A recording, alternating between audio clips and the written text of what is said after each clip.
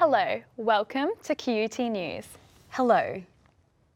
The Prime Minister has urged farmers not to be too proud to ask for help. He's announced a new support package for drought-hit communities across 4 states, but critics say it's too little, too late. Australia's drought-ravaged regions are a far cry from the United Nations, but Mr Morrison made a beeline there to fulfil a purpose, reconnecting with bush communities. Hey, how you going? 4 generations. James? Hey, Chris. Hey. And to announce a $100 million spending package. Just over 40% of that will actually be spent in this financial year. Here's where the money will go. 1/3 will revive the Drought Community Support Initiative, which gives money to charities aiding farmers. Farm families will be eligible for up to $3,000 to pay for food and bills. 13 regional councils, including 3 in Queensland, will receive $1 million each to help regenerate their local economies. Dalby and the Western Downs faces one of the worst droughts on record. More money in the pockets of farmers right across the country as they continue to deal with what in Queensland has been 7 years of drought. The opposition leader says the government has been caught out. It's not like the drought has just happened. It has been here for years under this government's watch. The funding extends the already $7 billion set aside for drought relief. Stella Reeve, QUT News. Hundreds marched the streets of Brisbane to honour police officers who died in the line of duty. The tribute was part of National Police Remembrance Day. This sombre day for the police force began with a procession through the city centre. The public gathered to pay their respects, and it meant a lot to first-time marchers. To see people there smiling at us, and it was just, I can't describe the feeling. A service followed, the first of its kind, christening the new police memorial in the Botanic Gardens. I think what makes the memorial site so special is that people can actually connect with their loved ones in an extraordinarily beautiful environment. Family members placed flowers on their fallen relatives' names, a heartfelt tribute to those whose legacy lives on. Even though they're not with us, we never forget them. We never forget what they were to us as family members, but to what they were as police officers as well. 40 services like this happened across Queensland today, and many more took place throughout the country, all with the same common goal: remembering those who lost their lives in the line of duty. No QPS officers have died in the line of duty this year, but tributes were paid to 3 officers in other states. Hannah Burstow, QUT News. A bus carrying school children has crashed into an embankment north of Canberra. Almost all of the passengers were injured, some seriously. The damage to the bus so severe, all 28 passengers were rescued through the window. Of the worst injured was an 8-year-old boy with fractures to his leg, airlifted to hospital. Police are investigating the incident and all passengers will recover. In Melbourne, heavy black smoke covered the sky after a factory was damaged by fire. The owner and a friend were asleep inside. They made a lucky escape and were only treated for smoke inhalation. Over 50 firefighters battled to get the inferno under control. At the front of the building there's a lot of carpet and a vinyl at the front of the building, so as I say, at this point we're not sure, but that could be possibly where the fire's ignited from. Residents in surrounding suburbs have received health warnings as thick smoke billows for kilometres. Georgie Hewson, QUT News. We can already choose all sorts of takeaway food to be delivered, but soon we might be able to choose a drone to deliver it. Faster, more reliable and better for the environment. A company called Wing is creating quite the buzz with its drone delivery. It says the service will be less expensive than traditional delivery methods with no additional fees. So if you buy a coffee for $4.50 from the merchant at their shop, it's $4.50 on our site. There's no delivery fee and there's no fee to the merchant. Wing currently delivers products from 4 merchants, including items such as coffee, groceries and hardware supplies. The drones will be delivering as part of a trial in the Logan suburbs of Crestmead and Marsden. Wing will be working with the residents to make sure noise isn't a problem. But it's a new noise, so it's folks getting used to that noise, getting acclimated to it, and us trying to make that transition as smooth as possible. Even though drones are becoming more mainstream, safety remains an issue. Safety is absolutely everything. It's the heart of traditional aviation, and it's super critical to deploying this new emerging technology. So Wings says it's built in a lot of new security. Everything that helps that drone fly, there's a backup system to make sure that it can fly and can land safely if there was any need to land. Experts say that eventually drones will be helping to fight fires, even delivering human organs and saving lives. They are apparently the delivery future. From medical delivery, package delivery, there are so many applications that we've yet to really see today because the regulations are holding things back, but the future looks bright for package delivery. Jacob Funk, QUT News. It may have sounded like thunder or an explosion, but it was an RAAF jet rumbling across Brisbane's sky today, heralding the coming Riverfire. Riverfire is the exciting climax to Brisbane Festival, and it's always preceded by the flyover demonstration.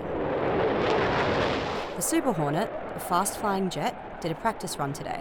The F-111s, aren't they? No. Super Hornets. Super Hornets, I said wrong. Yeah, them. It's one of the 2 aircraft scheduled to make an appearance on Saturday. Speeds of up to 800 or 900 kilometres an hour, and then climbing over the Kangaroo Point cliffs to return and fly down the river past Eagle Street. Areas around Southbank are expected to be packed on Saturday with 500,000 people. Police will be shutting down several roads around the city in preparation. They advise those going to the main venue at Southbank to use public transport. With road closures, it is going to disrupt the flow of traffic, and listening to the TransLink people, the bus people, the trains people, they have thought this through. It's actually quite impressive. But for onlookers, not as impressive as the upcoming fireworks. The fireworks are cool and all, but I'm just here for the aircraft coming through. The first flyover is scheduled at 4:20 with the Globemaster, followed shortly by the Super Hornets at 5:30. This will then lead into the amazing display of fireworks shortly after 7.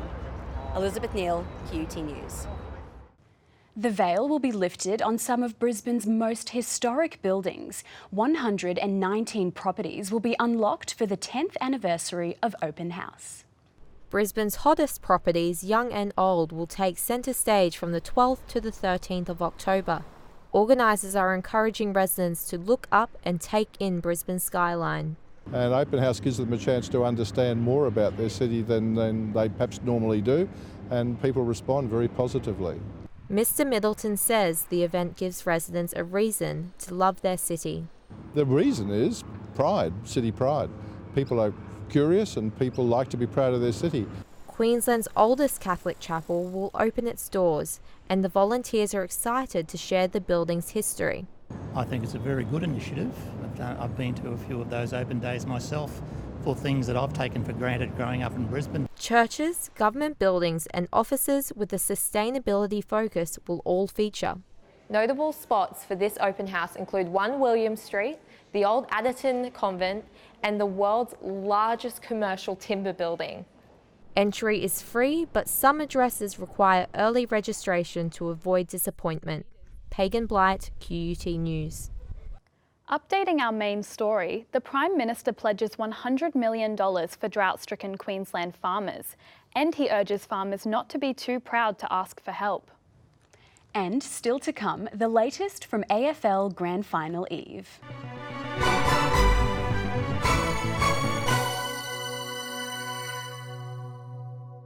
Prince Harry has paid homage to his mother, Princess Diana, on the latest leg of his African tour.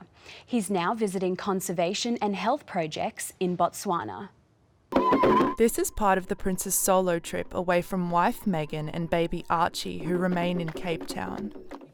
35-year-old Harry joined school children to plant trees and raise awareness of local ecosystems.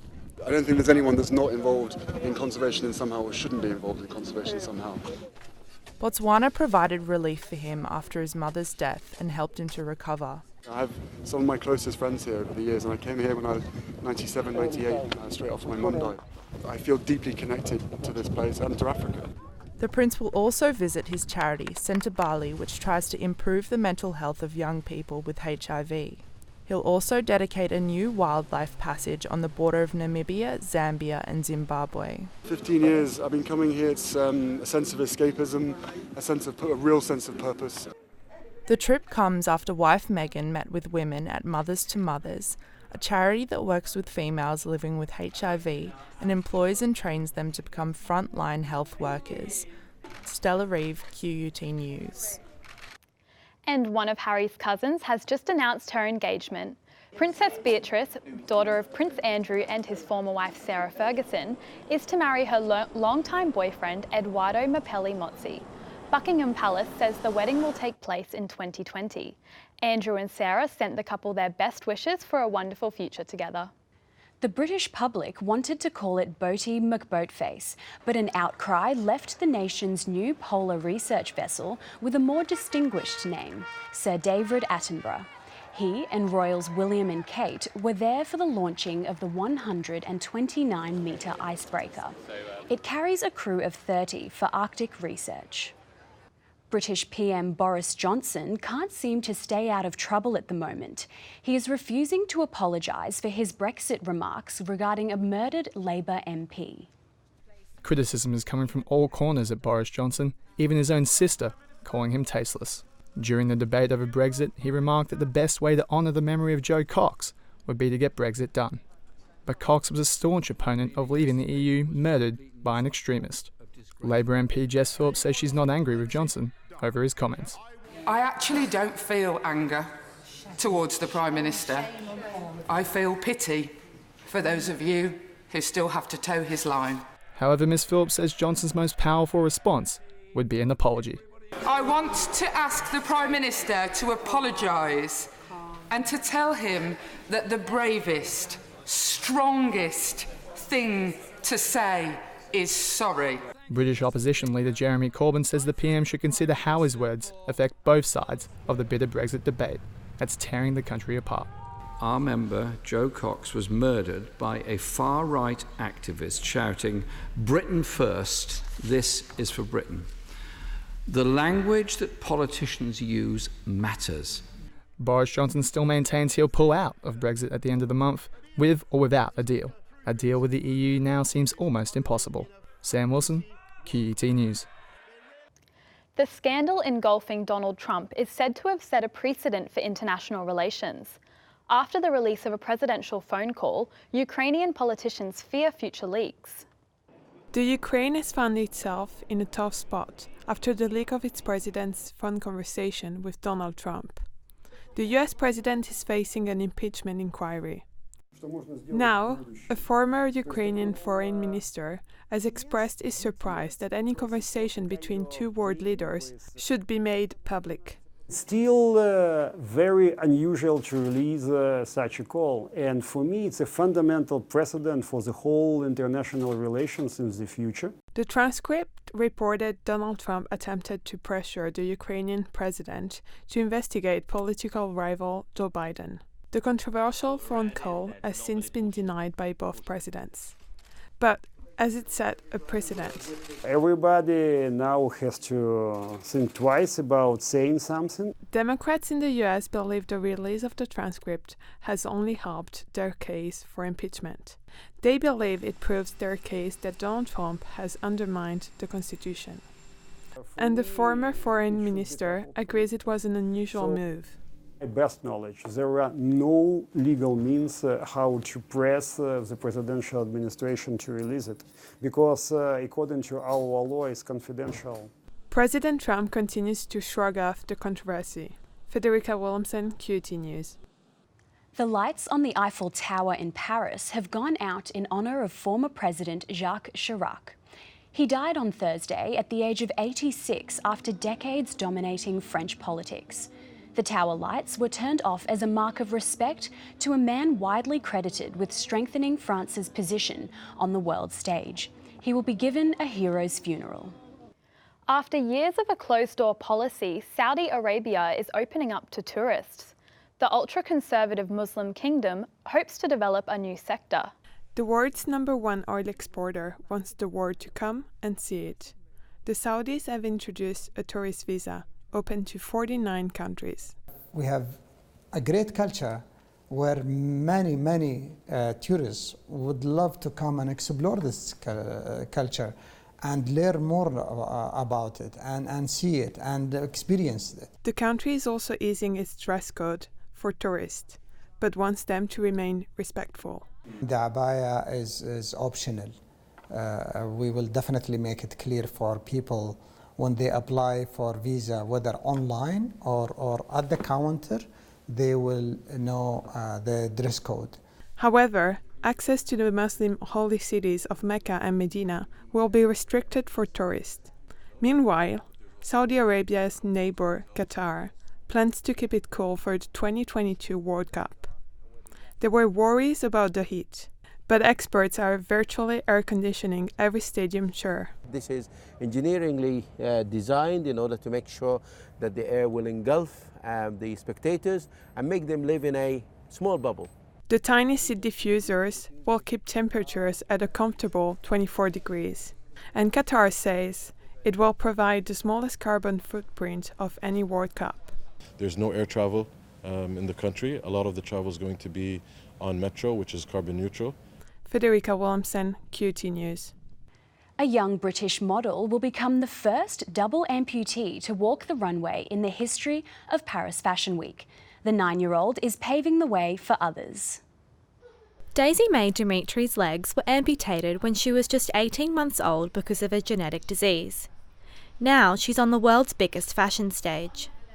Daisy Mae uses carbon blades to walk and will model at a show inside the Eiffel Tower for children's wear label Lulu and Gigi. I get my hair done and then I get my makeup done and then I put my dress on and then I just do the catwalk. After meeting the young girl, the founder of the children's clothing brand rejected suggestions it would be difficult to model with prosthetic legs. I thought it was quite a silly question because for me, a child is a child. I said, absolutely, why not? Who wouldn't? The owner says it's important to have children with diversity in her team to promote inclusion on a global platform. And they think, I can do that, I'm equally as wonderful. And so that's really the message as our brand that we would like for people to realise. Daisy Mae has already been photographed for many major UK brands and was the first double amputee model at New York Fashion Week. And sometimes I don't even feel different. Daisy Mae's father says her disability doesn't affect her at all and is a strength. Disability is a natural gift and she wears that gift with pride. Kristen Camp, QUT News. Melbourne was ready to celebrate. Then it rained on the AFL Players Parade. But another tradition, Grand Final Eve training, was a hot ticket for fans. Fans on both sides of the trenches didn't let the conditions dampen their spirits. 10,000 die-hard supporters flooded Punt Road, Richmond's training ground, for a brief glimpse of their heroes on field. The Tigers are vying for their second flag in 3 years, and this fan wants to add another date to the face. 11 Tigers actually tattooed on me. I've got the sideburns as the premiership years.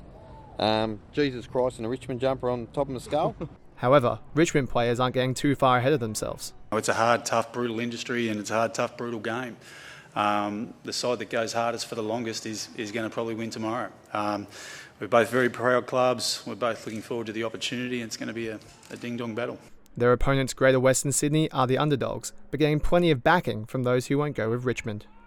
They've only been in the competition for 8 years, but grand final hype doesn't worry them. It's going to be different tomorrow because we're going into uncharted territory because we haven't been there before. But guys are looking forward. I think they'll just play with that freedom that they've grown up with. Over 100,000 fans will flock to the MCG for the grand final. Inside the ground, most of the support will probably go with Richmond, but it's true Australians love an underdog, and GWS will love the tag. Sam Wilson, QUT News. The Broncos women's NRL team is gearing up ahead of Saturday's preliminary final, and they're a big chance to play in the grand final. The women's Broncos had their training run this morning in preparation for Saturday's preliminary final match against the Warriors in Sydney. Steph Hancock says her teammates are just taking one game at a time. She's especially proud of the new generation of young players. They've definitely got some mongrel, they've got good engines, and I just love their passion. When they obviously run out there, they're ready to go and they put 100% into it. Also this weekend, in the women's NRL, the Dragons will go up against the Roosters before the grand final on the 6th. Meanwhile, in the men's competition, the Raiders and the Rabbitohs will go head-to-head to secure a spot in their grand final. South Sydney has plenty of injuries to deal with, but Canberra is at full strength and rested after 2 weeks off. Kristen Camp, QUT News. Laura Daly has all the weekend weather details next. And a right royal birth in Belgium.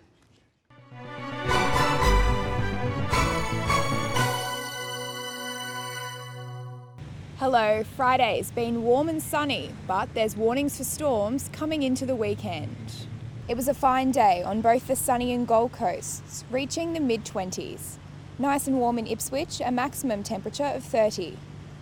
Around the nation, and there will be cloudy skies in Sydney and Melbourne, but it'll be a fine and sunny start to the weekend in Adelaide, Perth and Darwin. Back to Queensland, and temperatures will be climbing. Cairns and Rockhampton will hit the 30s, Townsville 29. Longreach, a high of 35 degrees Saturday. On Moreton Bay, winds will be 15 to 20 knot north to northwesterlies with seas to about 1 metre. The sun will rise at 5:32. The outlook for the Gold Coast tomorrow, a possible shower or storm with a top of 27. Similar outlook for the sunny coast.